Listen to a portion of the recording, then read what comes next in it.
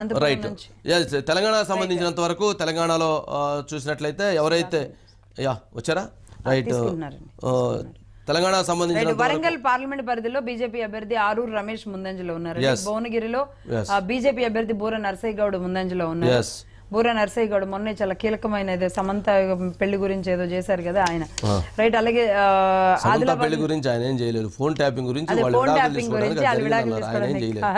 Right. వరంగల్లో ఆరూరు రమేష్ ఆధిక్యతలో ఉన్నారు. అట్లాగే భువనగిరి నుంచి బూర నర్సయ్య గౌడ్ ఆధిక్యతలో ఉన్నారు. చేవెళ్ళ నుంచి కొండా విశ్వేశ్వరరెడ్డి ఆధిక్యతలో ఉన్నారు భారతీయ జనతా పార్టీ నుంచి.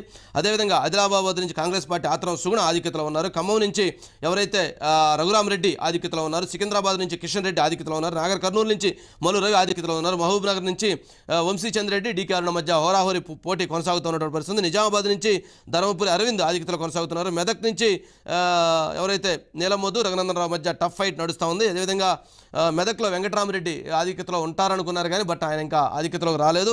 అదేవిధంగా పెద్దపల్లి నుంచి వంశీకృష్ణ ఆధిక్యతలో ఉన్నారు. జహీరాబాద్ నుంచి ఎవరైతే సురేష్ కుమార్ షెట్కర్ ఆధిక్యతలో ఉన్నారు. కరీంనగర్ నుంచి బండి సంజయ్ ఆధిక్యతలో కొనసాగుతూ ఉన్నారు. మల్కాజ్గిరి నుంచి ఈటల రాజేందర్ ఆధిక్యతలో కొనసాగుతూ ఉన్నారు. హైదరాబాద్ నుంచి అసదుద్దీన్ ఓవైసీ ఆధిక్యతలో కొనసాగుతూ ఉన్నారు. మహబూబ్ నగర్ నుంచి సీతారాం నాయక్ ఆధిక్యతలో, మహబూబాబాద్ నుంచి బలరాం నాయక్, సీతారాం నాయక్ మధ్య ఇంకా ఫైట్ కొనసాగుతూ ఉంది. దానికి సంబంధించినటువంటి అప్డేట్స్ని కొద్ది నిమిషాలు చూద్దాం. ఇదే విధంగా చూసినట్లయితే దాదాపు 5 స్థానాల్లో భారతీయ జనతా పార్టీ, 5 స్థానాల్లో కాంగ్రెస్ పార్టీ, భారతీయ జనతా పార్టీ 5, అదేవిధంగా కాంగ్రెస్ పార్టీ 5 స్థానాల్లో కొనసాగుతోంది. ఎంఐఎం 1 స్థానంలో ఉంది. మిగిలినటువంటి వాటిలో రిజల్ట్స్ మరికొద్దిసేపట్లో అప్డేట్స్ చూద్దాం. 16 ప్లేసెస్ లో కూడా బీజేపీ అండ్ కాంగ్రెస్ మధ్య టఫ్ ఫైట్ ఉంది.